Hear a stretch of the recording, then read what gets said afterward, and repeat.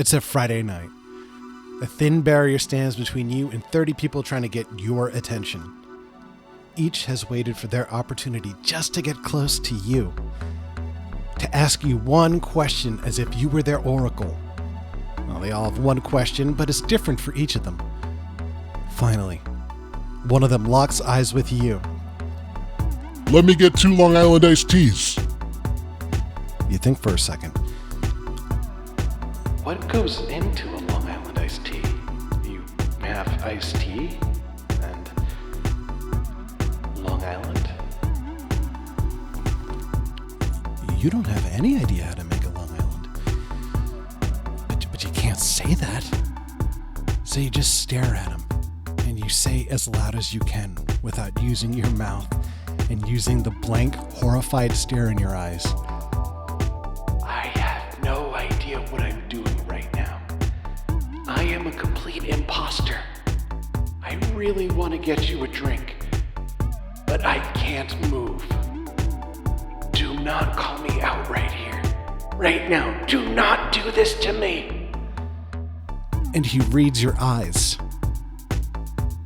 So, let me get 2 gin and tonics. You got it. This man saw the fear and terror in my eyes, the pure awareness of my own inadequacy, and he recognized it as the weakness in his own heart, and he did an amazing thing. He just decided to meet me halfway. Sure, I didn't know how to make the perfect drink for him, but as long as I could get him something, he was good. That was my first night bartending, and there would be many others, some awesome and some terrible. I always thought I'd be a good bartender because after all, I was a nice person and I had been in line so many times trying to get a bartender's attention for a drink. I just thought to myself, man, I could do this so much better than them. I was also a hipster beer nerd who made his own beer at home before it was cool. See, I just said that sentence. That's how much of a hipster beer nerd I was. I also knew basic things like what it means when you order a whiskey neat, or what the difference between a barrel fermented Chardonnay tastes like versus one fermented in stainless steel. And I'd also worked in customer service for years. I felt like I was made for this job.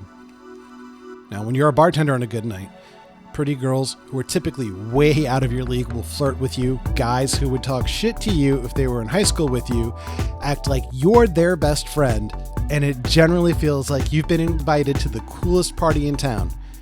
And you're the coolest guy there, and you happen to be the one standing next to all the drinks, and everyone gives you money for putting those drinks in a cup. Giant piles of money. I would make so much money that at the end of the night, I would jam most of it in my underwear and then put another $40 in my pocket so that if somebody actually robbed me on the way to my car, I could give them money and still have hundreds of dollars to take home. Because how sadistic does a guy robbing you have to be to take $40 off you and then say, nah, give me that dick money in your shorts? And like I said, when you're bartending, girls will hit on you. This is also when I learned that drunk women have no game when talking to dudes. As a guy, if you're attempting to engage a single woman in conversation with the intent of beginning seduction, you have to 1. Appear that you do not cause an immediate threat to her life or safety. 2. Appear handsome. 3. Show that you are primarily intending to have a good time and not come across as excessively eager to have sex or be loved. And then, even if you have sufficiently covered those, which can be difficult, you have to 4, be able to create a conversation from scratch and overcome her ability to stop scanning you for signs of the first 3 problems. So, one night it was a busy night and I saw a girl in the crowd who was way out of my league. The kind of girl where if I wasn't behind the bar, she would just reach for her friend to rescue her immediately if I said hello. But I was bored. Nobody was coming up to my bar.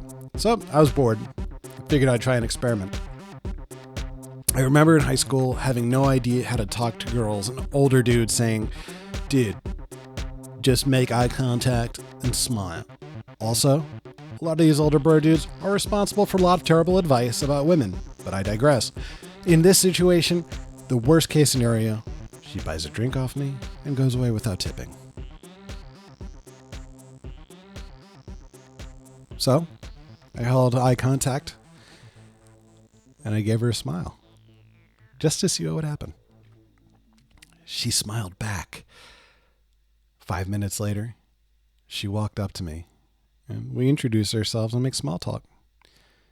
So, do you go out to a lot of bars? I said no. Now, instead of finding a new topic, she kept to her one line of questioning and said, so, what bars do you go to?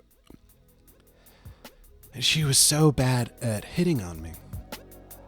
But it was a fun experiment. We talked and she walked away. A half hour later, a second girl came up to me and said, my friend wanted you to have this, and gave me a piece of paper. It was the phone number from the girl before. I had a fiance at the time, and I have a wife now, so I threw the number out. But it was amazing to me that by merely grooming myself, standing next to alcohol, and assuming a position of somewhat importance, I had essentially become 10 times more attractive. On the other hand, when bartending is bad, you set up your station and you wait and wait and wait. And one person comes up and orders a beer from you and doesn't tip. And maybe someone comes up to you and you have a few moments of stimulating conversation, which is okay, but they don't accept dialogue at the bank. If they did, there'd be a lot more rich English majors. So what ends up happening? Your ice melts, your limes just look dry and sad, your mixers just stay unmixed. Even worse are the nights where it's slammed. We're talking out the door line, and people will talk to you and talk to you and talk to you, and then you tell them, and ma'am, this is your total, and you can leave a gratuity on the iPad, or if you'd like, I do have a tip jar right here, and they say back to you, tip? You're talking about a tip after I waited in line for a half hour just to get in the place? Because, the demand to get in, the rules of the fire marshal, all of that, whose fault is it? It's mine, apparently. It's your boy. Now, I was doing this on weekends while I was also working another job because I'm fucking stupid, and I graduated in 2005, right before a global financial crisis, with an English degree. I was working at Trader Joe's and then on weekends pouring drinks. Fridays, I would work 12 to 8, change clothes in the work bathroom, drive a half hour to the place I worked, then work from 8:30 to 3 in the morning. Then I would have a beer, pass out, wake up, go back to work at 11 in the morning, work till 7, eat dinner, then get to work at 8, work till 3 in the morning, and then wake up on Sunday, completely exhausted, and work until I reached the finish line on Sunday night.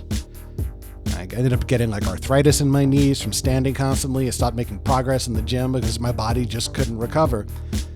And I did this for years. Some nights were good, some nights were bad. My last night, had to do a show and I got to work late. I got my setup ready and I waited. It was a good night. It wasn't great. Do I miss it? Kind of.